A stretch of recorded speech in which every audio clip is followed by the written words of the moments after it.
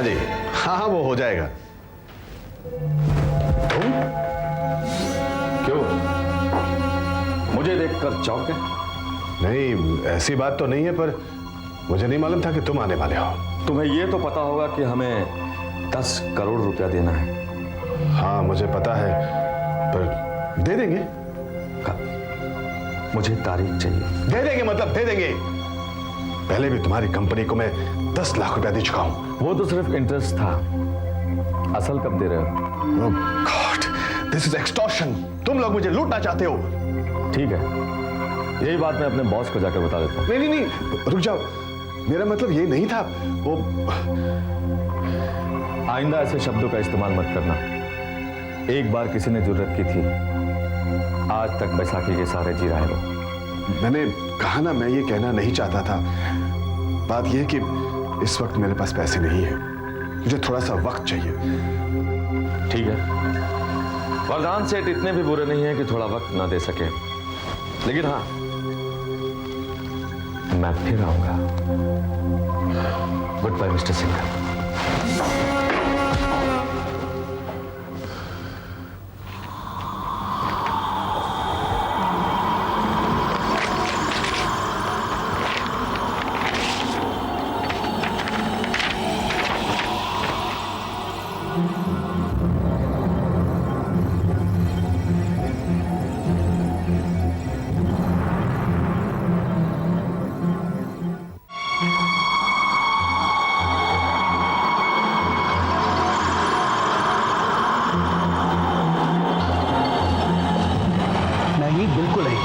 Compromise का तो सवाल ही नहीं उठता। जब मैं अपने काम से कंप्रोमाइज नहीं करता तो अपनी फीस से कंप्रोमाइज क्यों करूं? मैं आपकी बात मानता हूं, लेकिन मैं यहां चैरिटी करने तो नहीं बैठा ना। और फिर शेर अगर बाकी जानवरों से दोस्ती कर लेगा तो खाएगा क्या? ठीक है, मैं आपसे बाद में बात करूंगा। Have a nice day.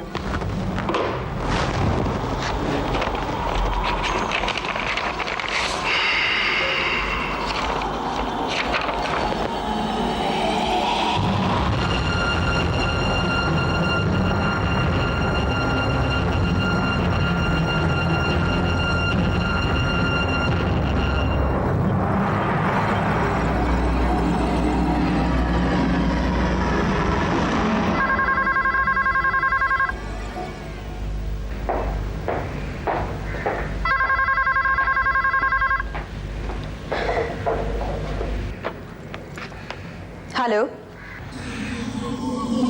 देखो तुम मुझे इस तरह से फोर्स नहीं कर सकते हो। मैंने फैसला कर लिया है कि अब मैं ये काम नहीं करूंगी। देखो अंजना, तुम मुझे इस तरह छोड़कर नहीं जा सकती। भूल गई आज जिस पोजीशन पर तुम हो वहां मैंने तुम्हें पहुंचाया है। तुमने मुझे सोसाइटी के लिए एक टॉप क्लास कॉल गर्ल बनाया है और अपने लिए सोने का अंडा देने वाली एक मुर्गी। But listen now, enough is enough. मुझे अब तुम्हारे साथ काम नहीं करना है। तुम क्या समझती हो कि मैं तुम्हें इतनी आसानी से छोड़ दूंगा? देखो, मुझे धमकी देने की कोई जरूरत नहीं है। मैं फैसला कर चुकी हूँ। अब तुम्हें जो करना है तुम कर सकते हो। ओके?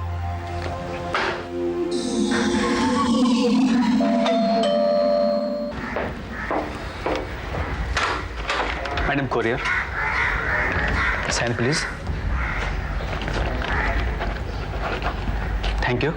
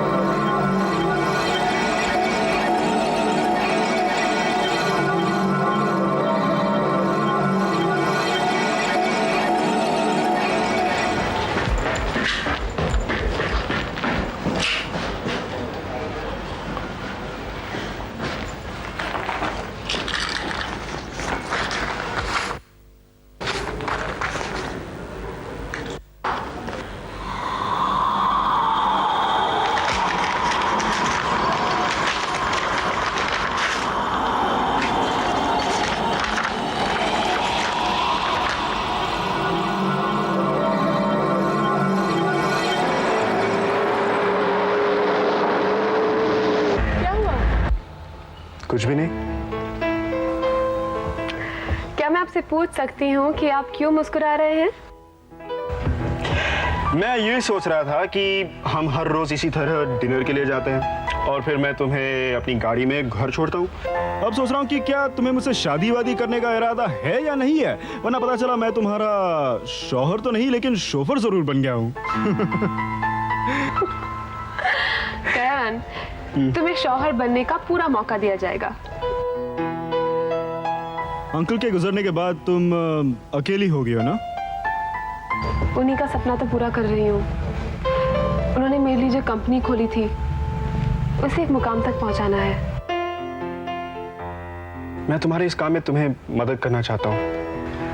ठीक है, तुम अपनी नौकरी छोड़ दो और मेरी कंपनी ज्वाइन कर लो। अच्छा, लेकिन मुझे पोस्ट क्या मिलेगा? तुम्हें मैं अपना सेक्रेटरी बना दूंगी। Very personal and very private. क्या ख्याल है? अभी तो फिलहाल सिर्फ तुम्हारा दूल्हा बनने का ख्याल है। उसके लिए तुम्हें थोड़ा इंतजार करना पड़ेगा। अरे इंतजार तो मैं अभी भी कर रहा हूँ। Oh God, करण, तुमने किताबों में नहीं पढ़ा है? क्या? सब्र का फल हमेशा मीठा होता है। सोच लो ये तुम्हारा इम्तिहान है। जी मास्टर जी, जो आपकी आज्ञा मास्टर जी। और कुछ मास्टर जी? लो आपका घर।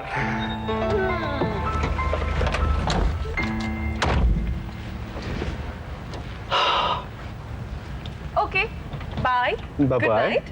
और आप अब अच्छे बच्चे की तरह घर चले जाइए। जी मैम साहब। और कुछ? और कुछ नहीं, I'll see you tomorrow. Bye, see you. Bye.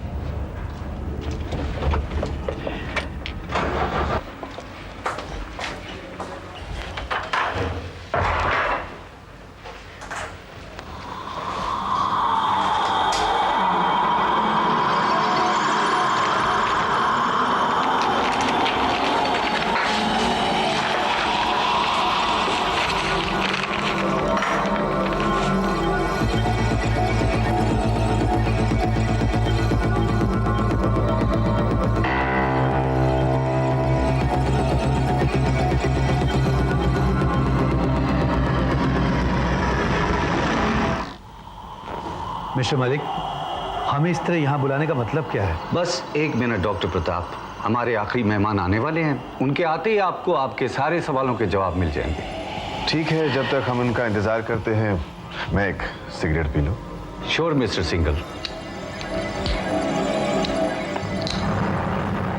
Mister singer, शायद आपको पता नहीं कि सिगरेट पीने से उम्र कम हो जाती है। हाँ पता है, लेकिन शायद आपको ये पता नहीं कि अगर आज मैं सिगरेट नहीं पीऊंगा तो जल्दी मर जाऊंगा।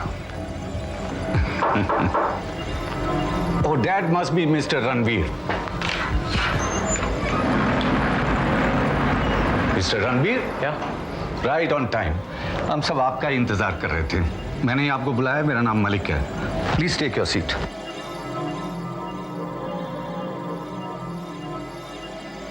लेडीज एंड जेंटलमैन, आपको यहां पर बुलाने का एक खास कारण है। इससे पहले कि मैं आप लोगों को वो मकसद बताऊं, मैं चाहता हूं कि आप लोगों की आपस में इंट्रोडक्शन करवा दूं, क्योंकि शायद आप एक दूसरे को नहीं जानते। आप हैं डॉक्टर कृष्ण प्रताप, आप हैं सिंगल साहब, आप मिस जानवी, आप मिस एंजेला और आप मिस्टर रणवीर। आप सब लोग मशहूर इंडस्ट्रियलिस्ट मिस्टर BL सहगल को तो जरूर जानते होंगे, क्योंकि जिंदगी में कभी ना कभी किसी ना किसी मौके पर आप उनके संपर्क में जरूर रहे हैं। लेडीज एंड जेंटलमैन, मुझे ये कहते बड़ा अफसोस हो रहा है कि वो अब इस दुनिया में नहीं रहे। कैसे? Heart attack. लेकिन मरने से पहले उन्होंने एक स्पेशल वसीयत लिखवाई थी, जिसके मुताबिक 6 लोगों को 5-5 करोड़ रुपया मिलने वाला है, और उन 6 लोगों में से 5 नाम आप लोगों के हैं। लेकिन अफसोस की बात है कि जिस छठे व्यक्ति यानी मिस्टर दिवेचा का नाम उन्होंने अपनी वसीयत में लिखा है, वो भी अब इस दुनिया में नहीं है। इस वसीयत के मुताबिक मिस्टर दिवेचा का हिस्सा भी आप लोगों में बराबर बराबर बांट दिया जाएगा। यानी अब आप लोगों को सिर्फ 5 करोड़ रुपया नहीं मिलेगा, आप सबको 6-6 करोड़ रुपया मिलेगा। ठीक 31वें दिन आप लोगों को यह रकम दे दी जाएगी। Well, that's it. Congratulations to you all. लेकिन जाने से पहले मैं आपका 1 मिनट और लूंगा। इन डॉक्यूमेंट्स पे मुझे आप लोगों के सिग्नेचर चाहिए।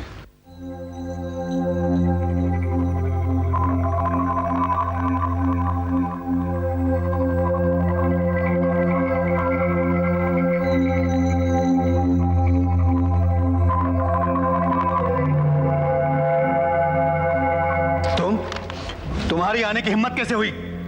अंकल मैं यहाँ आपसे कुछ जरूरी बात करना है। अंकल देखिए, आपने मेरे बारे में जो कुछ भी सुना है वो सरासर गलत है। अंकल मैं सिर्फ स्नेहा से प्यार करता हूँ और उसी से शादी करना चाहता हूँ। प्यार? तुम जैसे लड़के सिर्फ दौलत से प्यार करते हैं। देखिए अंकल, आपको जरूर कोई गलत फहमी हुई है। अंकल आप मेरी बात just try and understand me for once uncle, please. गलत फहमी मुझे आज नहीं उस दिन हुई थी जब मैंने तुमसे अपनी बेटी की शादी करने का फैसला किया था, क्योंकि तुम मेरे दोस्त के बेटे थे। लेकिन आज मैं तुम्हारी असलियत जान चुका हूं। बाप की मर्जी रंग बदल दिया अपना। लेकिन अंकल मैंने किया क्या है? ये जाकर पूछो अपने उन दोस्तों से जिनके साथ तुम अयाशी करते हो। बहुत नाम रोशन कर रहे हो अपने बाप का। चले जाओ यहां से। मैं तुमसे कोई रिश्ता नहीं रखना चाहता। अंकल मैं इसमें स्नेहा की मर्जी जानना चाहता हूं। स्नेहा की भी वही मर्जी है जो मेरी मर्जी है। मैं तुम जैसे नालायक और हमारा लड़के के साथ अपनी बेटी की शादी हरगिज़ नहीं करूंगा। अंकल चलाओ बात। और दोबारा इस घर में घुसने की कोशिश करी तो पुलिस के हवाले कर दूंगा। ठीक है डॉक्टर कृष्ण प्रताप, ठीक है। अब आप भी मेरा असली रूप देख ही लीजिए। अगर आप जिद्दी हैं ना, तो मैं उन लोगों में से हूं जो एक बार ठानते हैं तो उसे पूरा करके ही छोड़ते हैं। आज के बाद जो कुछ होगा उसके जिम्मेदार आप खुद होंगे डॉक्टर, आप खुद। तुम मेरे घर पर रहकर मुझे धमकी दे रहे हो? धमकी थोड़ा ना दे रहा हूं, सावधान कर रहा हूं पहले से ही। अब भाई कल क्या होगा ये तो किसी को नहीं मालूम ना। So doctor take care of yourself now, take care.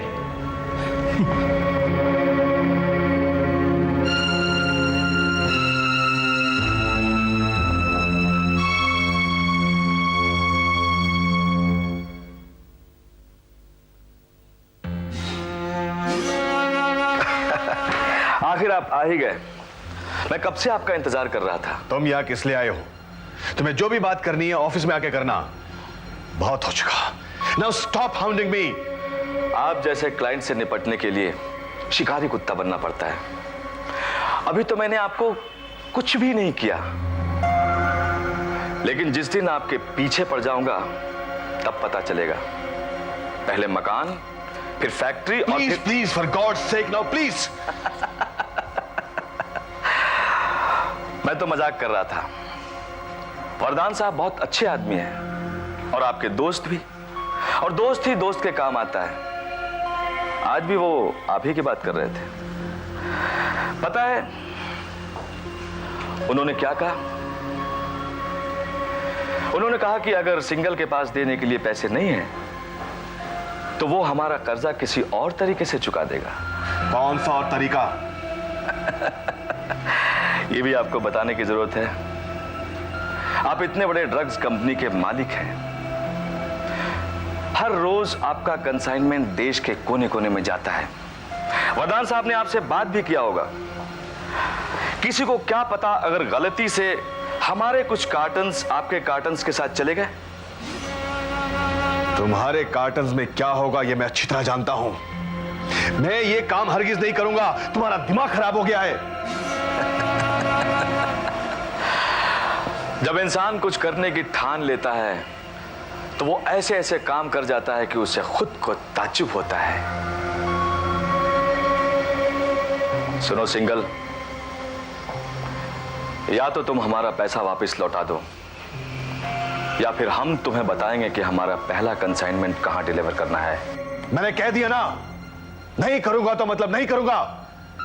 अपने वरदान सेठ से कह देना कि उसने अगर मुझे ब्लैकमेल करने की कोशिश की तो उसे एक फूटी कौड़ी नहीं मिलेगी। शायद उसे यह बात पता नहीं कि मेरी पहुंच कितने ऊपर तक है। Now get out of my house. मैं तो तुम्हारी मदद करने की कोशिश कर रहा था, आगे तुम्हारी मर्जी।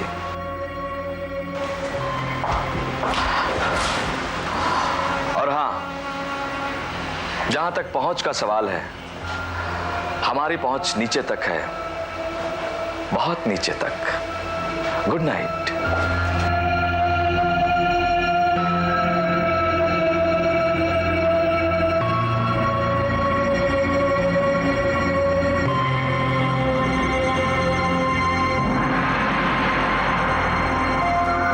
उसकी पहचान ऊपर से नीचे तक लेकर चाहे कहीं भी हो, लेकिन वो हमारा कुछ भी नहीं बिगाड़ सकता। तुम खामखा परेशान हो रही हो। Let's change the topic. जानती हो बेटी, अगले महीने मैं तुम्हें एक बहुत बड़ी सरप्राइज देने वाला हूँ। सरप्राइज? लेकिन पापा, मेरा जन्मदिन तो इसी महीने में ना। बेटा, अपनी बर्थडे प्रेजेंट लेने के लिए 30 दिनों तक तो इंतजार करना पड़ेगा तुम्हें। वो क्यों? ये भी एक सरप्राइज है। थोड़ा सब्र करो बेटा, 1 महीने के बाद ये सस्पेंस भी खुल जाएगा। ओके, गुड नाइट बेटा। Good night dad.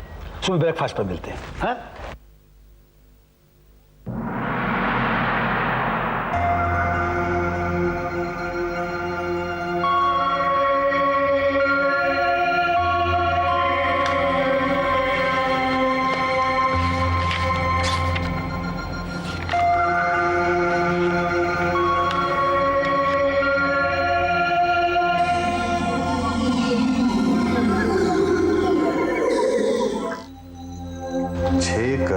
इंतजाम तो हो गया है, और 4 करोड़ का इंतजाम हो जाए तो मैं वरदान सेठ के कर्ज से छूट जाऊंगा। कोई ना कोई रास्ता तो निकलना ही चाहिए। इस वसीयत के मुताबिक मिस्टर दिवेचा का हिस्सा भी आप लोगों में बराबर बराबर बांट दिया जाएगा। यानी अब आप लोगों को सिर्फ 5 करोड़ रुपया नहीं मिलेगा, आप सबको 6-6 करोड़ रुपया मिलेगा।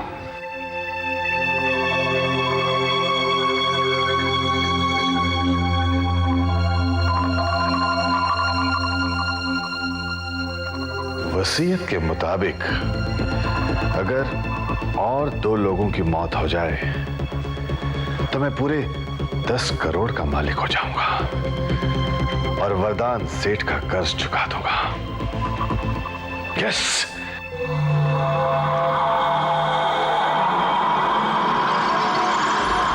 साहब, आप रात रात भर काम मत किया कीजिए, आपकी तबीयत खराब हो जाएगी। लीजिए चाय।